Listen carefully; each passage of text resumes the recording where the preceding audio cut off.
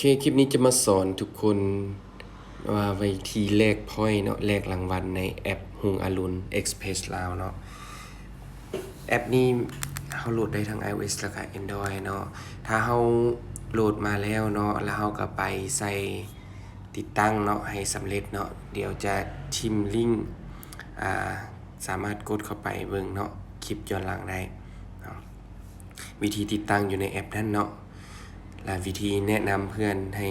โหลดแอปพลิเคชันนี้มาใส่เฮาก็จะได้พอยต์เนาะแล้วก็จะทิมลิงก์โค้ดแนะนำใส่ใต้ในกล่องคลิปนี้เนาะทุกคนไปใส่โค้ดนี้จะได้อยู่ที่ส่วนลดอยู่ที่ 5,000 กีบเนาะทุกคนจะได้ 5,000 กีบเนาะ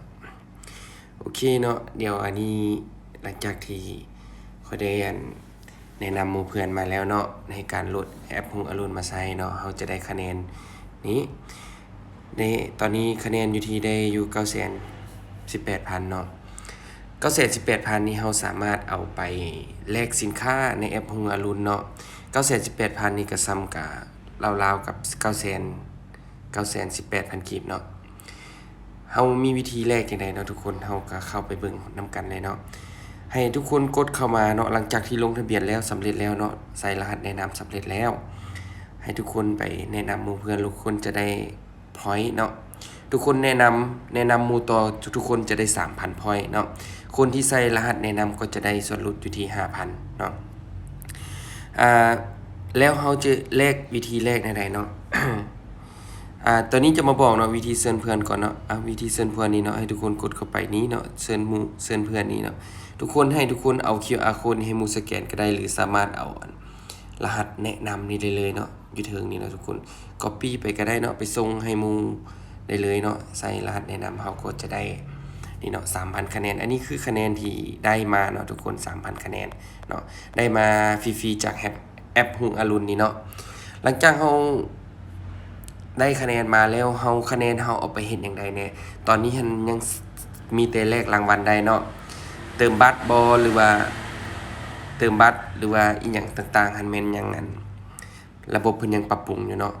รอท่าวิธีเฮาจะแลกเข้าจังไดเนาะให้เฮาเข้าไปที่เนาะ Hall Point นี้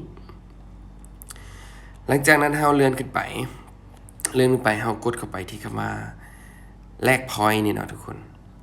นี่เนาะอันนี้ก็คือสินค้าที่เฮาสามารถได้เนาะนี่เนาะนี่บ่ว่าจะเป็นก็เจียปินบ่หรือว่าก็ปินเนาะต่างๆนี่เนาะ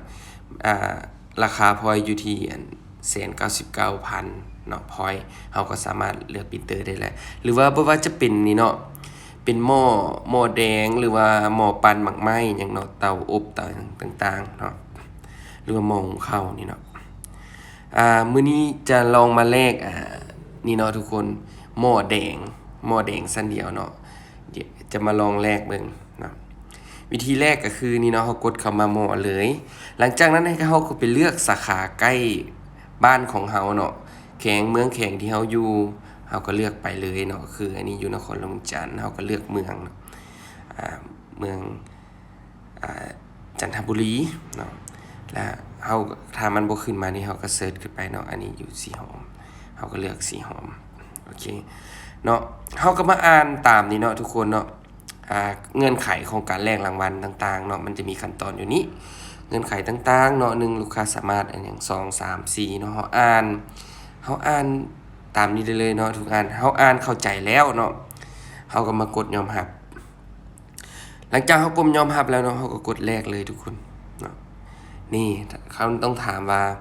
ทานที่ต้องการแลกแท้บ่เนาะถ้าเฮาแลกแล้วเฮาบ่สามารถเปลี่ยนได้เนาะทุกคนเนาะถ้าเฮามั่นใจแล้วเฮาเอาสถานที่ที่ว่าจะจัดส่งถูกต้องแล้วเฮาก็แค่กดยืนยันไปนี่เฮาก็กดตกลงโอเคเนาะมันจะขึ้นQR code มาแบบนี้เนาะมันจะนี่สามารถติดต่อรับรางวัลเฮาก็แคปหลักฐานไว้ก็ได้เนาะทุกคนเนาะแคปหลักฐานไว้แล้วเฮาก็กดสำเร็จเนาะก็รอท่าอีกประมาณ2-3 วันเนาะเฮาก็จะได้สินค้าก็จะมาส่งให้เฮาเนาะตามที่เฮาผูกไว้ว่าเฮากำหนดไว้ว่าให้มันส่งอยู่สาขาใดเมืองใดที่เฮาอยู่นั่นแหละเนาะที่มันใกล้เคียงกับเฮาเนาะก็รอท่าเบิ่งเนาะทุกคน ว่าอีก 2-3 วันแล้วเป็นจังไดจะมารีวิวลงช่องนี้อีกเนาะทุกคนโอเคถ้าคลิปนี้เป็นประโยชน์เนาะฝากทุกคนกด Subscribe แล้วก็กดไลค์เนาะถ้าทุกคนบ่เข้าใจจังไดก็คอมเมนต์เข้ามาสอบถามกันได้เนาะใต้คลิปนี้เนาะหรือหมู่บ่ฮู้วิธีสมัครจังไดก็สามารถกดแชร์คลิปนี้เนาะส่งต่อให้หมู่เบิ่งได้เลยเนาะทุกคนโอเคสำหรับถ้าได้สินค้ากลับมาแล้วจะมารีวิวให้ทุกคนเบิ่งในช่องนี้อีกเนาะทุกคนโอเคแล้วพบกันใหม่ในคลิปต่อไป